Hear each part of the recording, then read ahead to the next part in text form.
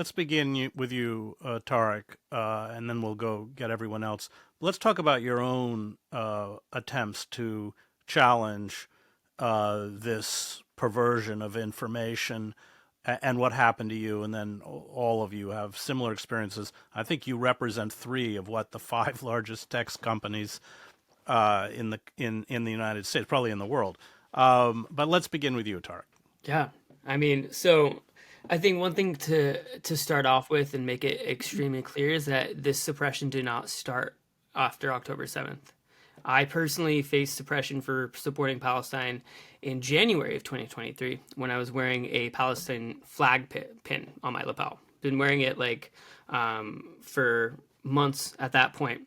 And a Zionist couple complained about it, and my managers, and this goes to show kind of like discrepancy between like people, like the people we work with every day in the corporations. My managers were super supportive, even though the Zionist couple wanted to force me to take it off in front of my manager. My manager was like, "No, we're not going to do that." He ran the line up to HR. HR had a call with legal. HR and legal came. Oh, HR and legal came back to me and said, wearing the pin could be considered, not that it is, but it could be considered by customers to be political solicitation and had to be removed. That's when I first realized, like, oh, what's going on? And then October 7th happened. 2 days later, Tim Cook emails the entire company with a headline stated Israel, advocating for sympathy for the loss of innocent civilian life and like niceties towards team members that may have lost families or have people in the area. Over a year now of this genocide, and Apple has not acknowledged any Palestinian suffering in the same way. And what that has prompted me to do is in March of this past year, I helped co-found an organization now called Apples Against Apartheid. It's an organization dedicated to advocating that Apple stands up for Palestinians the same way that they were able to stand up for Israelis, and shedding a light into Apple's complicity in Israel. And we had over 400 plus customers, we had over 400 current and former Apple employees sign an open letter demanding that they at least say something. And it has not really done much. Executives see our movement. I was explicitly told when I sent an email on October 10th responding to Tim Cook's October 9th email, I was explicitly told by my own manager that Tim Cook read my email. Tim Cook nor any of the executive teams did not feel like I was worthy of the respect to respond to. Completely ignored our requests. When the community Slack channel was shut down after the Zionists were coming in and harassing and mass messaging people, we had 3 community chats with executive leaderships over the course of 6 months. No response. They did not bring the channels back. And what it has now evolved to is this past weekend, Black Friday weekend, we Apples Against Apartheid organized the second mass coordinated protest against Apple stores worldwide. We had protesters show up in over 12 cities in 10 countries to advocate that they end their silence, not just on Palestine, but also on Congo, because this is a global movement. This is like all of our struggles are united. And we shut down the store on Black Friday weekend. We shut down the flagship in Seattle. We had a die-in. We chained ourselves to the table. And I think we will continue to move forward and as much as we have to, because they, like many other companies, see these movements. They recognize what's happening. They've had conversations with many of us. They acknowledge that what we are asking them to do, which is be equitable, be like stand up for social justice, which is what you're marketing for, and they continue not to. And so, for Apple, we will continue to bring the fight to their doorstep until they actually stand up to their so-called claims of social justice and racial equity. Explain what's happening in the Congo and why. I mean, I think you are very prescient to raise that Yeah, issue, but explain why, and then also explain your own firing. absolutely. Yeah. So the reason that we Apples Against Apartheid worked with Friends of the Congo to bring awareness to Apple's silence and also the Congolese genocide is because Congo is being exploited by these tech companies for all of their tech. Whether it's Meta for their glasses, they need tech, they need minerals to make those glasses. Whether it's Microsoft for building the chips for their servers, right? They all use minerals that are mined directly from Congo. And there are artisanal scale mines where cobalt and other minerals are found and they're mined by civilians, children, women trying to feed their families because they get a paycheck for being able to bring these minerals and sell these minerals off. But what's happening is the mines are dangerous. They collapse in and of themselves, and these corporations use third parties to extract these minerals, and then that's then sold to them. And they don't want any business in the actual mining, the problems of the mine. So they use third party sources to come in and check. Go, are your minerals conflict free? Which they aren't. There are armed groups. So basically the way that it works is these minerals are mined in Congo. Many of the minerals are then sold to Rwanda by these armed groups, and Rwanda sells it and says, "Oh, hey, look, we got those minerals ourselves. We don't have any child labor or any human rights violations happening in our mines," and that's how they're able to get away with that. So basically, we're trying to bring attention to the fact that you are literally using minerals that come from Congo. You should be paying the Congolese people adequately, and you should be making sure that the Congolese people are not suffering to get these minerals that you are required for your products. And your own and then, firing. yes. Tell me about that.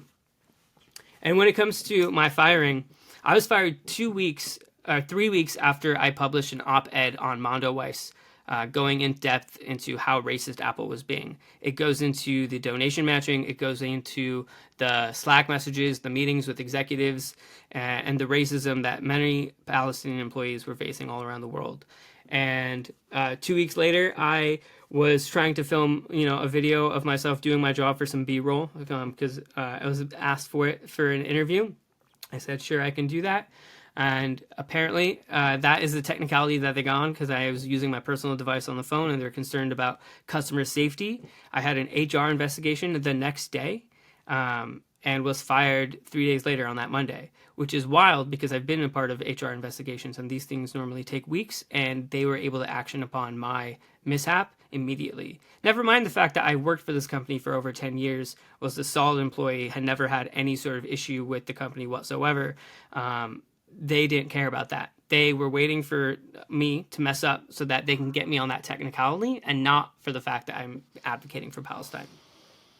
Simon, let's talk about you, but let's begin with, because I read an article you wrote about when you first began working for Meta, what you thought Meta was, why you were excited to work for Meta, and then follow that trajectory to your own dismissal.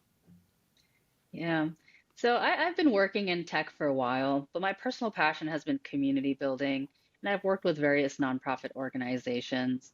And one of the organizations that I worked with was the Sisterhood of Salam Shalom back when I lived in San Diego, where it brings together Muslim women and Jewish women together in friendship. And the idea is first establish these personal relationships, get to know someone as a human being before engaging in these more controversial topics. So this chapter that we started in San Diego, I started it with my friend Eliza.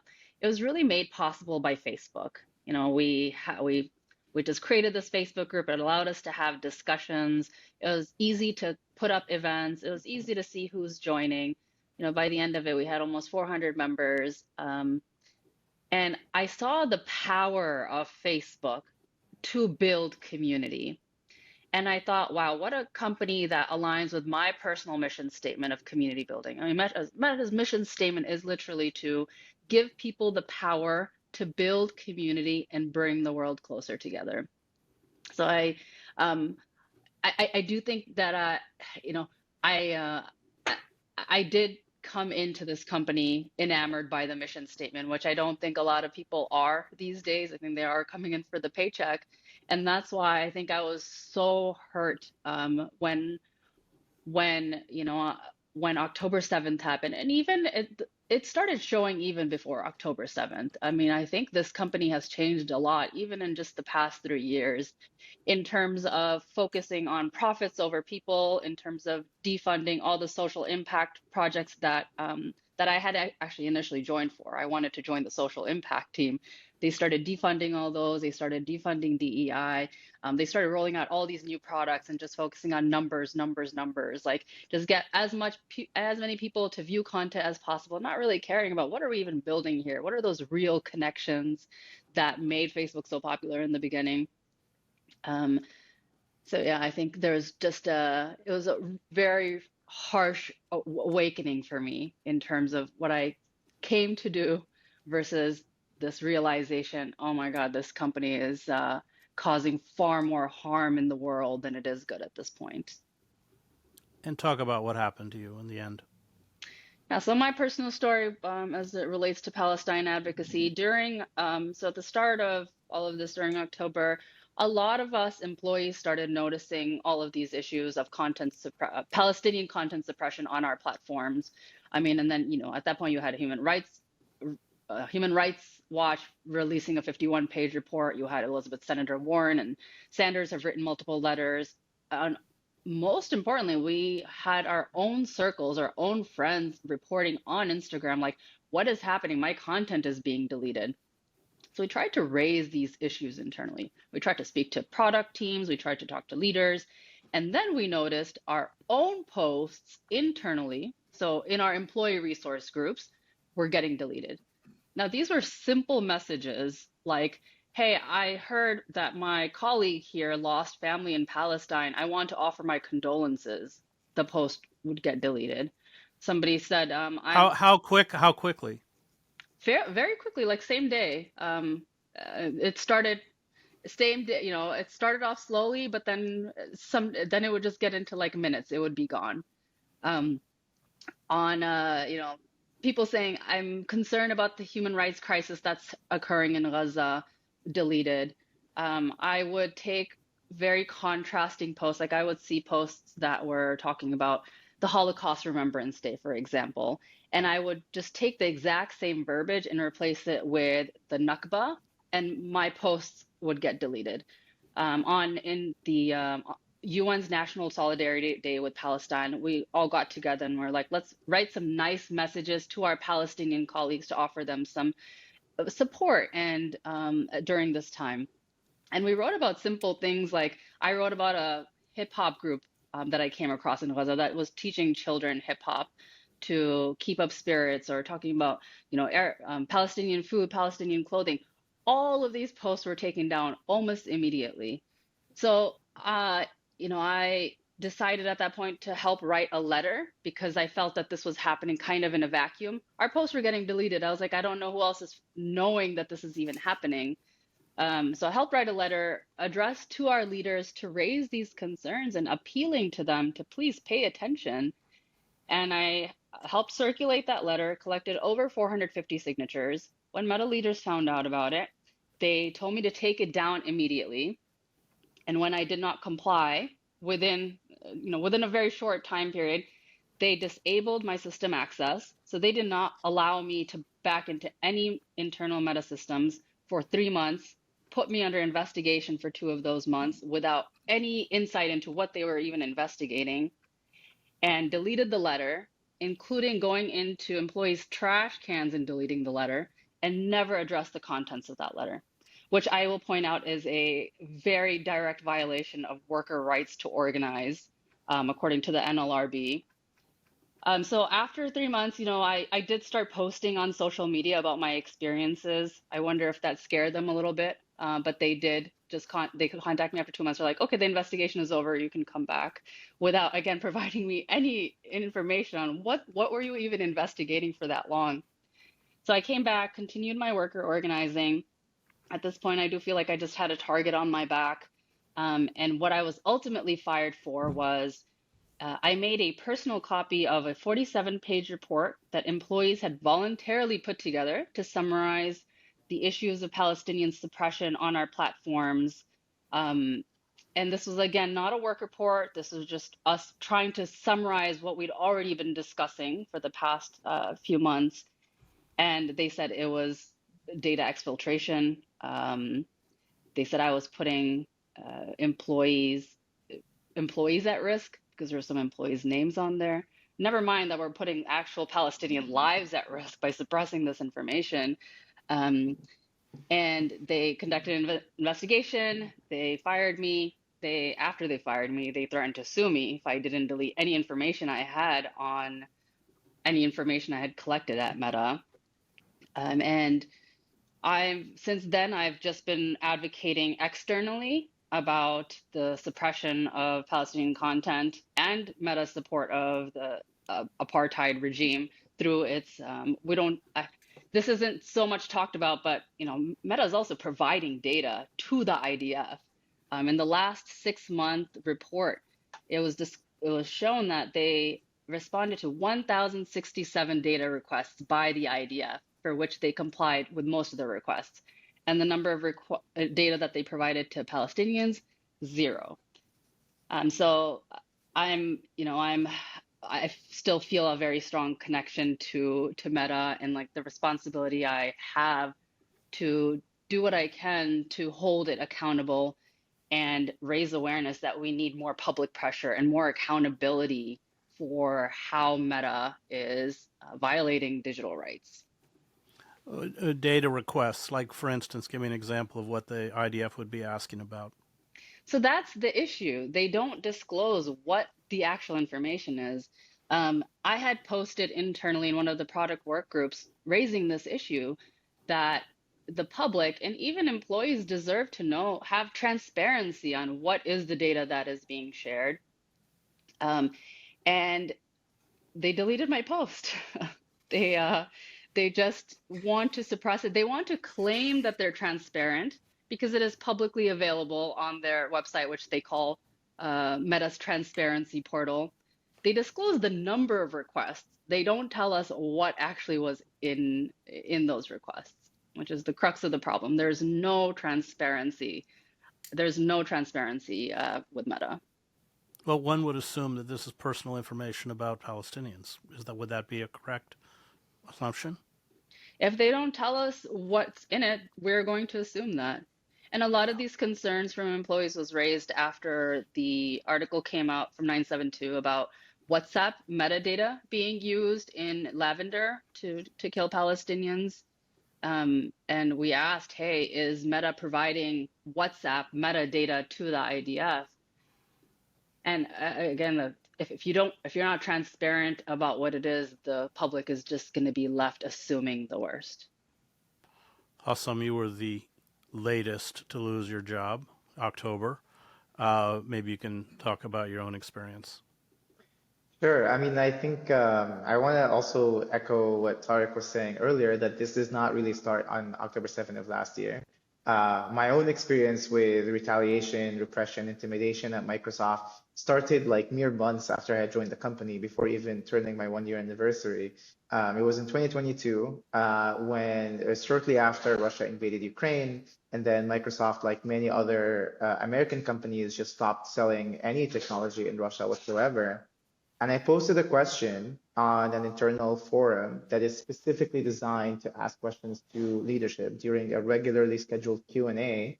And I praised Microsoft for taking a principled stand for international law, for human rights, and for applying its own policies that it commits to uphold human rights around the globe. And I simply asked, when do we decide to uphold these policies? Is it only when it's politically convenient? Is it only when the victims are white? And I mentioned multiple examples when we have not applied the same standard. One of the examples, I mean, I mentioned the Uyghur Muslims in China. I mentioned the bombings of Iraq and Syria and Yemen. But then one of the examples I mentioned is when previous year in 2021, when Israel was murdering innocent Palestinian children and women, there wasn't even, a statement of solidarity, let alone like kind of taking a more principled stance. And simply asking that question was enough to prompt an internal investigation by HR, where the first accusation that was made against me is remarkably that I was singling out Israel, which is funny because I was doing the exact opposite, and they were the ones who were singling out Israel. And I spent 2 hours in this HR call being grilled about my political views.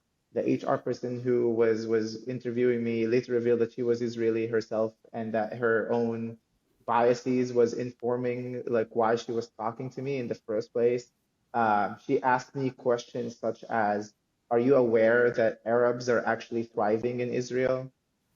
When I pointed out that multiple human rights organizations had labeled Israel as an apartheid regime. And then after 2 hours of that intimidation, I basically made it clear to her that I'm not going to back down. I'm not going to apologize for what I said. I did nothing wrong. And basically I told her if this is a fireable offense, like you can go ahead and fire. And then after that incident, I mean, a month after, she concluded her investigation and told me that there has been no violation found. But it was clearly an attempt at silencing and intimidation. And it showed to me the bar of acceptable discourse and internal dissent. Like that simply asking a question where Palestine is mentioned is not acceptable. Um, that was my first interaction with that system that systematically dehumanizes Palestinians. Then you fast forward to October 7th of 2023, where the very first thing, that first Monday, first business day, we all get an email that says, "We stand with Israel," right?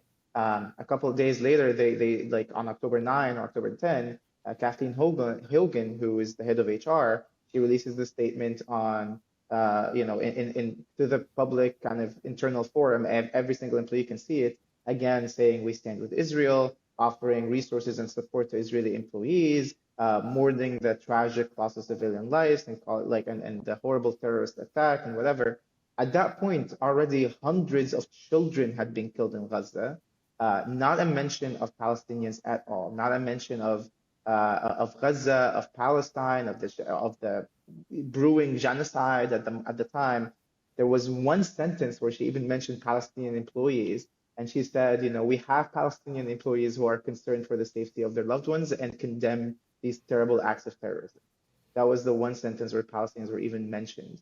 And then myself and many, many others started calling out the double standard and the hypocrisy and simply saying, why do the Palestinian lives not have value in this company?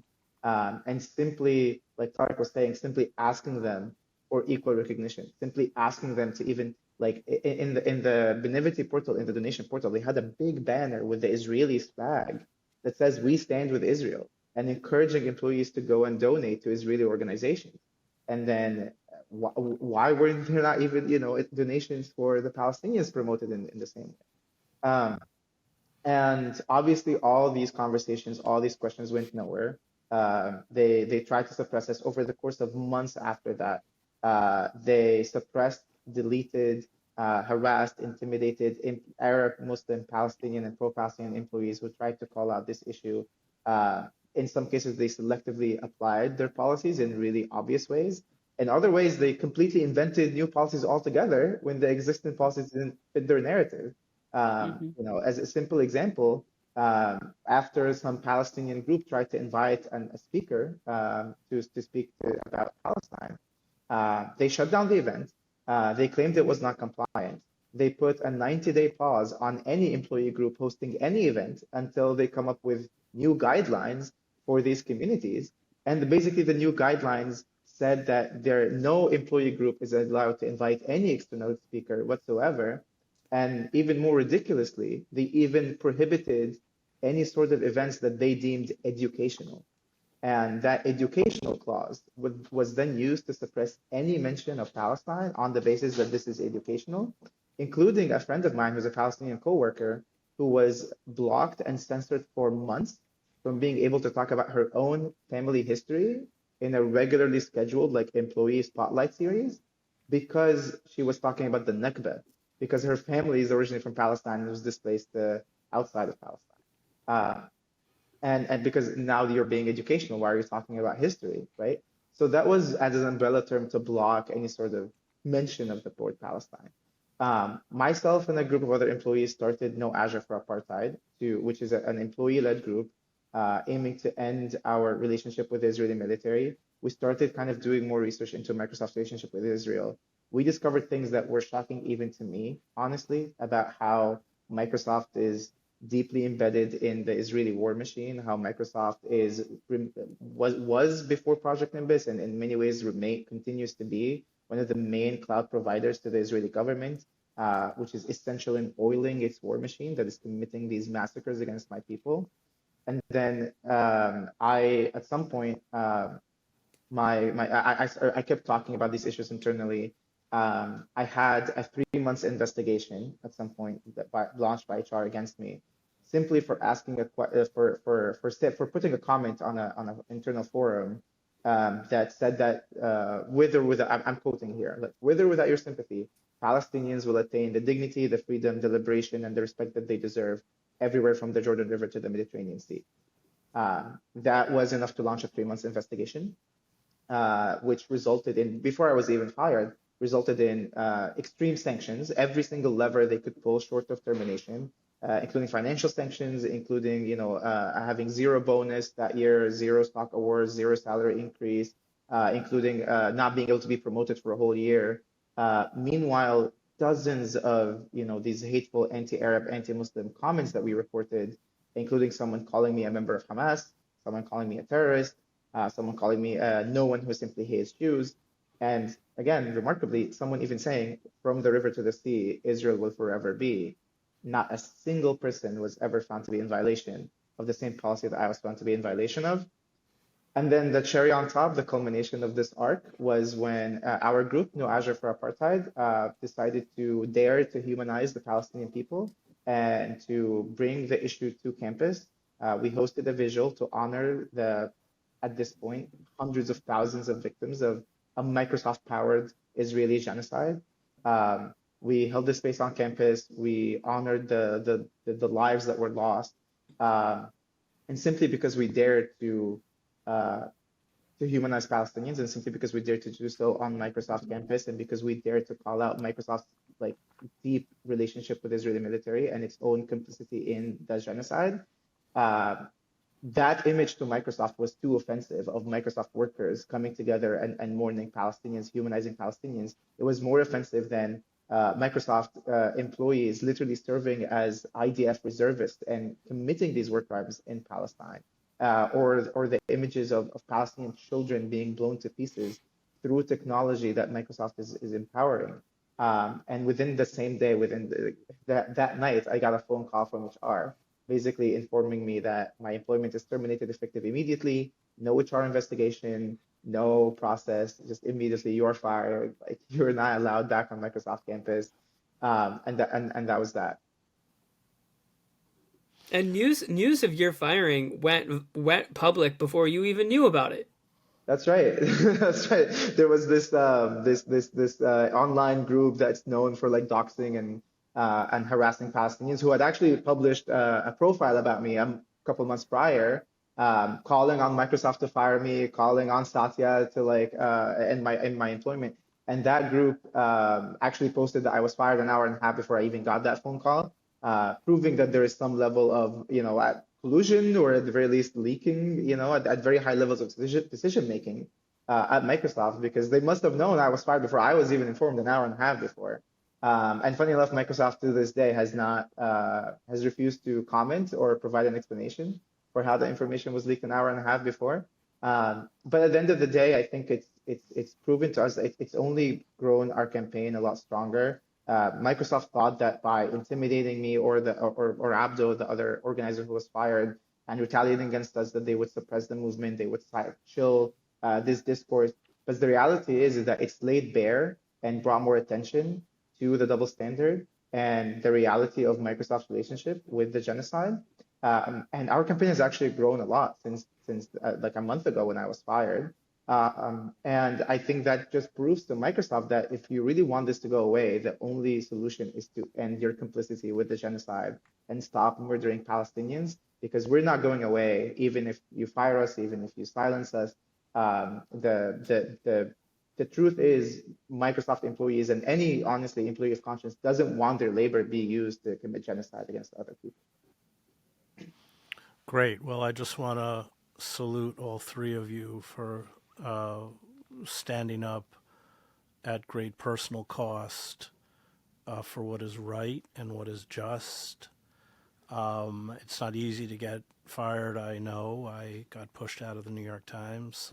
Let's not pretend that this isn't a difficult experience, but all three of you are voices of conscience, and I can't praise you enough.